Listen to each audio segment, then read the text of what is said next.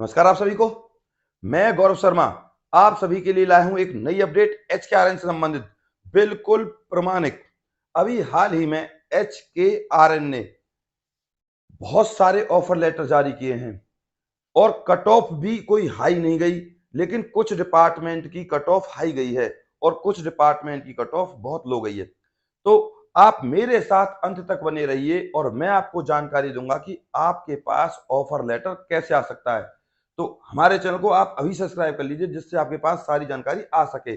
मैं आप सभी को एचकेआरएन से संबंधित, नौकरियों से संबंधित अपडेट देता रहता हूं, तो प्लीज हमारे चैनल को अभी सब्सक्राइब कर लें। तो चलिए चलते हैं एचकेआरएन की अपडेट पर।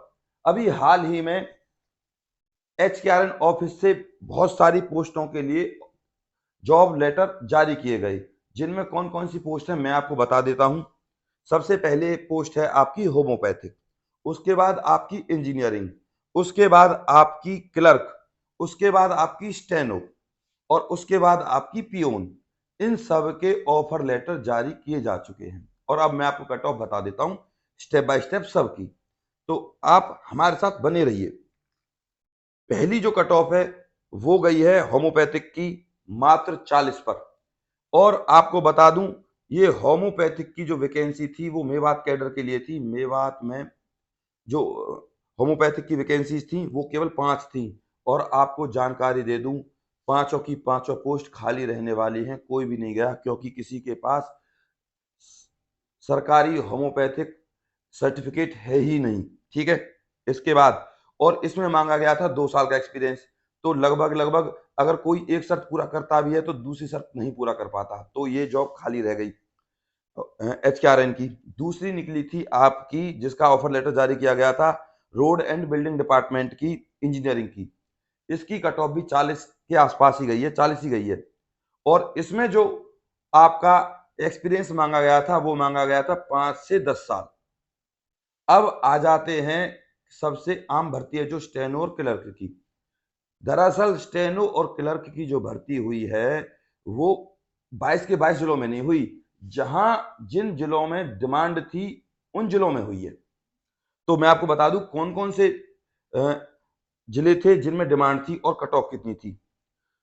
क्लर्क की जो डिमांड थी वो यमुनानगर में थी, क्लर्क की जो डिमांड थी वो पलवल डिस्ट्रिक्ट में थी और क्लर्क की जो डिमांड थी वो फरीदाबाद डिस्ट्रिक्ट में थी। ठीक है। और अब आ जाते हैं स्टेनो पर। स्टेनो की डिमांड थी करनाल में। अब कट ऑफ पे बात कर लेते हैं। क्लर्क की बात मैंने आपसे की थी, क्लर्क की जो कट ऑफ गई है भैया वो हाई गई है, 70 पे गई है।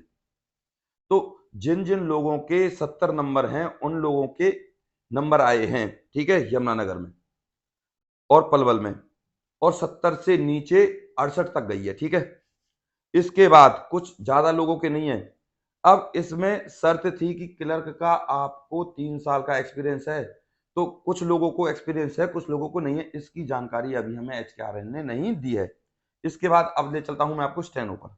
स्टेनो की करनाल की बताई मैंने, और करनाल की स्टेनो की गई है भैया फिलहाल की डेट में 72 पे, यानी कि 72 पे गई है तो करनाल की। अब आ जाते हैं सैलरी पर। जो इंजीनियरिंग की सैलरी थी जो मैंने आपको बताई थी, नहीं बताई थी sorry, engineering road and building की 24,570 सैलरी डिसाइड की गई थी, लेकिन इस पर अभी तक कोई ज्वाइनिंग नहीं हुई है। एचकेआरएन की कमी यही है कि हमें फुल जानकारी नहीं देती, लेकिन फिर भी मैंने किसी ना किसी तरीके से पता कर लिया। इसके बाद अब आ जाते हैं नई बात पे। नई बात क्या है आप सभी के लिए, एचकेआरएन में जितने भी शॉर्ट लिस्ट किए गए हैं और जो शॉर्ट लिस्ट किए जाएंगे वो कौन कौन से जिले के हैं, सोनीपत, पानीपत, झज्जर और यमुनानगर। अभी इन लोगों, सोनीपत, पानीपत, झज्जर और यमुनानगर, अभी इन डिस्ट्रिक्ट ने अपनी वैकेंसीज एचकेआरएन में डाली है कि हमें इतने क्लर्क, इतने स्टेनो की आवश्यकता है।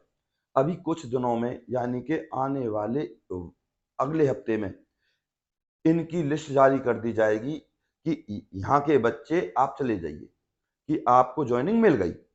इसके बाद अब आ जाते हैं क्लर्क। सबसे ज्यादा क्लर्क किस डिस्ट्रिक्ट ने मांगे बता दूं मैं आपको।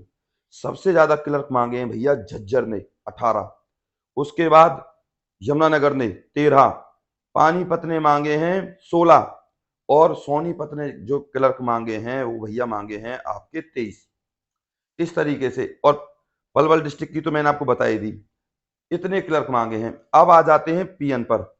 सबसे ज्यादा पीएन जो मांगे हैं वो मांगे हैं आपके गुरुग्राम, ठीक है, गुरुग्राम। और उसके बाद जो पीएन मांगे हैं सबसे ज्यादा वो मांगे हैं आपके सिरसा ने, ठीक है। इनकी लिस्ट कभी भी जारी हो सकती है। जिन अब बात करते हैं पीएन और जो क्लर्क है, इनकी कट ऑफ जाएगी भैया सबसे ऊपर, लगभग लगभग मेरा अनुमान ये कह रहा है। अब मैं आपको बता दूं ये नंबर कैसे कैसे आता है। सबसे पहले देखा जाता है भैया आपका स्कोर, उसके बाद HKRN में कंप्यूटर में जो आपने फीड करवाया है उसके बाद देखा जाता है आपका एक्सपीरियंस। तीसरे नंबर पर देखी जाती है कि किस जिले में कितनी वैकेंसी है, ठीक। इस तरीके से HKRN में बच्चों को शॉर्ट लिस्ट किया जाता है। आई होप आप अच्छे से समझ गए होंगे। फिर भी किसी का कोई डाउट हो तो मुझे बताएं और अपना स्कोर कमेंट में करें। चैनल को सब्सक्राइब कर लीजिए जिससे मैं आपको बिल्कुल प्रमाणित जानकारी दे सकूं HKRN से संबंधित। अभी तक इतनी ही जानकारी आ पाई थी, ठीक है।